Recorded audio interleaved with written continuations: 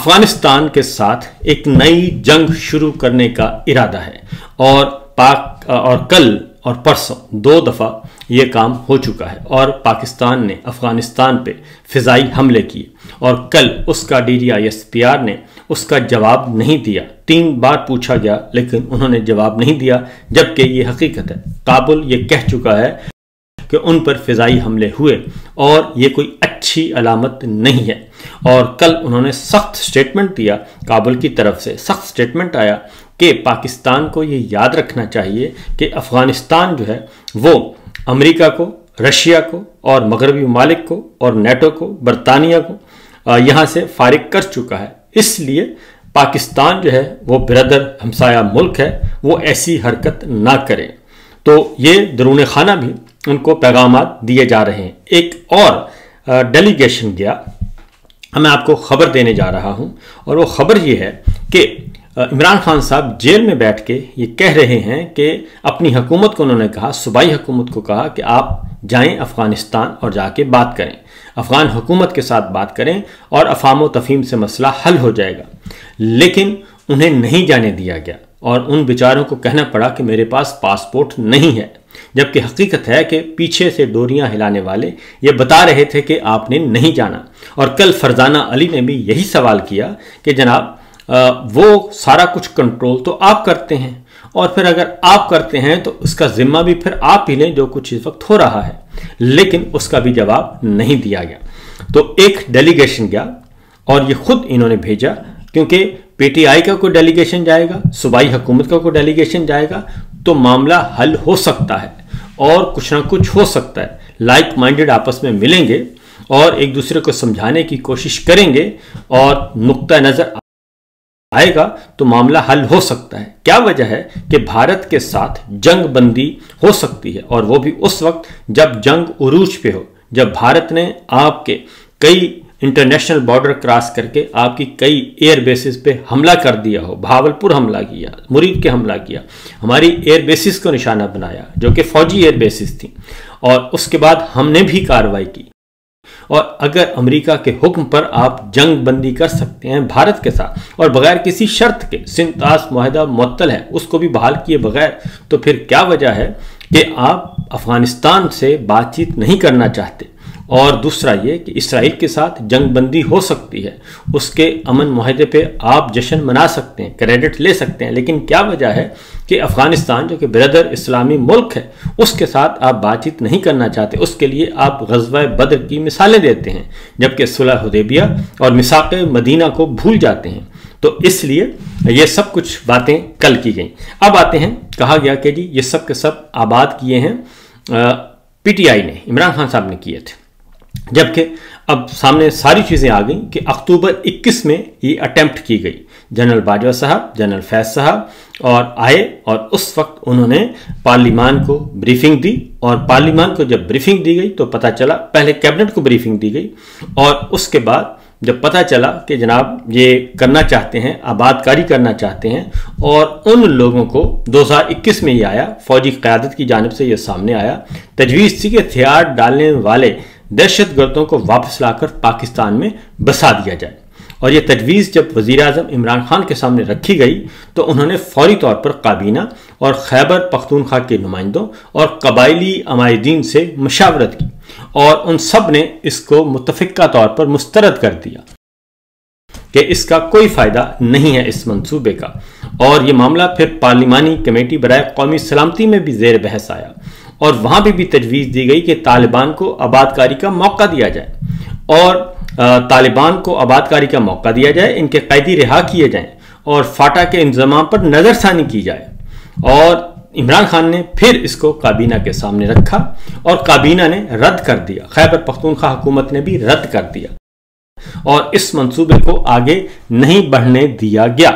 और अब जनरल बाजवा साहब भी आ गए हैं मैदान में, ऑफ द रिकॉर्ड उन्होंने गुफ्तगू की है। उन्होंने कहा है कि उनके दौर में भी, यानी कि नवंबर 2022 तक भी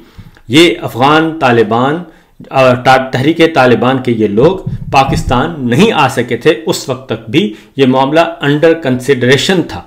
और वो लोग कब आए, कैसे आए, वो कहते हैं कि नहीं पता। और उन्होंने ये भी कहा कि मुझे पार्लिमानी कमेटी में बुलाएं, ओपन हियरिंग करें सबके सामने, तो हकायक सामने आ जाएंगे। इसका मतलब है ये सारी कार्रवाई अगर वो सच्चे हैं तो इसका सारा कुछ फिर उनके जाने के बाद यानी नवंबर 2022 के बाद जनरल आसिम मुनीर साहब के ज़माने में हुआ।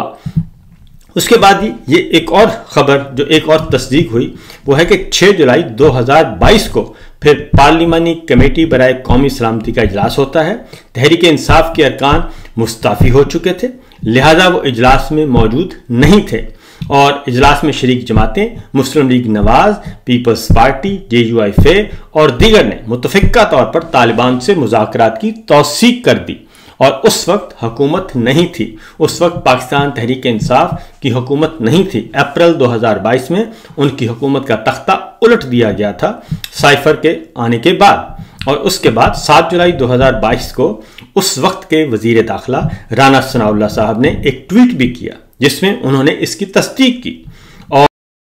और तालिबान के साथ मुज़ाकरात की और कंसल्टेशन की, उसकी बात तस्दीक की और उसके बाद फिर वफाकी वजीर उस वक्त की मरियम औरंगजेब साहिबा, उनकी भी प्रेस कॉन्फ्रेंस मौजूद है, उनकी भी बाकायदा तौर पे मंजर-ए-आम पे आ चुकी है और वो भी बता रही हैं, बहुत खुशी खुशी बता रही हैं। उसके बाद फिर अखबारात के अंदर वो सारी की सारी बातें भी आ चुकी हैं और न सिर्फ बातें आ चुकी हैं बल्कि उसकी पूरी तफसील आ चुकी है और इस इजलास का जो अहवाल है वो भी सारे का सारा सामने आ चुका है और उसमें कौन था, उसमें शहबाज शरीफ साहब वज़ीर आज़म, इंपोर्टेड सरकार और उनकी काबीना के लोग थे, राना सनाउल्लाह साहब थे, ख्वाजा आसिफ साहब थे, मरियम औरंगजेब साहिबा थीं और इसके साथ साथ जबकि दूसरी जानिब जनरल कमर जावेद बाजवा थे और जनरल नदीम अंजुम थे और उस वक्त के DG-MI और बाकी जितने भी ऑफिशियल्स थे वो सब के सब मौजूद थे। लिहाजा ये सारी बातें जो हैं वो सामने आ चुकी हैं और मामलात इस हद तक कल झूठ बोला गया और अब एक एक करके सारी गवाहियां जो हैं वो आ चुकी हैं। लिहाजा ये एक खास तौर पे मसला कहां पे हुआ, मसला सिर्फ उस वक्त हुआ कि मामला सिर्फ उस वक्त खराब हुआ कि एक प्लेयर तब्दील हुआ है। इमरान खान साहब ने अली अमीन गंडापुर से इस्तीफ़ा लिया है, उन्होंने इस्तीफ़ा दे दिया और उसके बाद मुस्ताफ़ी होने के बाद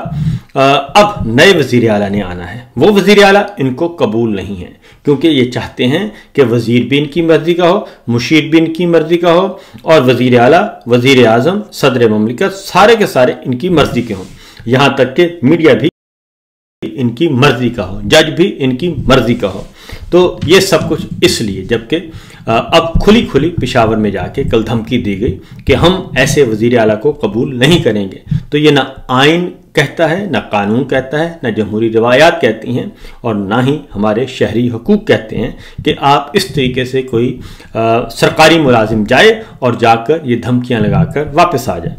फिर तहरीक इंसाफ ने जी जुलाई 2025 में all parties conference KPK house Peshawar में मुनक़िद करवाई जिसमें तमाम सियासी जमातों ने शिरकत की और फिर 21 सितंबर 2025 को PTI की पार्लिमानी कमेटी ने इस्लामाबाद में मुतफ़िक़ा एलामिया जारी किया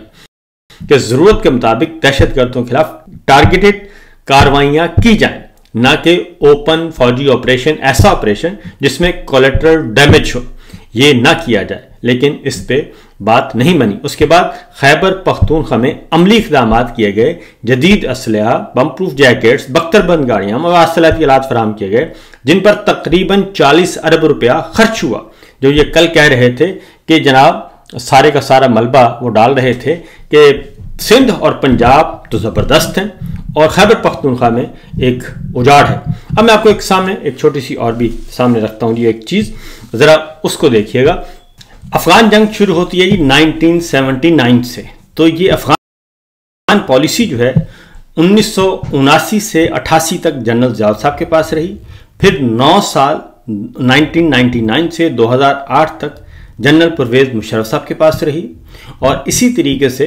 जो जनरल पीपल्स पार्टी और नून लीग दोनों को मिला के इनके पास 24 साल हुकूमत इनकी रही। लेकिन सारा इल्ज़ाम लगाया गया जिसके पास सिर्फ 3.5 साल हुकूमत रही। तो टोटल तकरीबन 46 साल से ये अफ़गान जंग किसी ना किसी शक्ल में चल रही है वहाँ से अमेरिका निकल गया, वहाँ से रूस निकल गया, वहाँ से नेटो निकल गया, वहाँ से मगरबी मुल्क सारे निकल गए, और लेकिन हम वहाँ से निकलने के लिए तैयार नहीं हैं। ये एक ऐसा अलमिया है कि न समझने की बात है न समझाने की बात है, कि ऐसा उलझा हुआ मामला है। तो ये तो है जनाब अफगानिस्तान के हवाले से, और कल जो DGIS ने प्रेस कॉन्फ्रेंस की।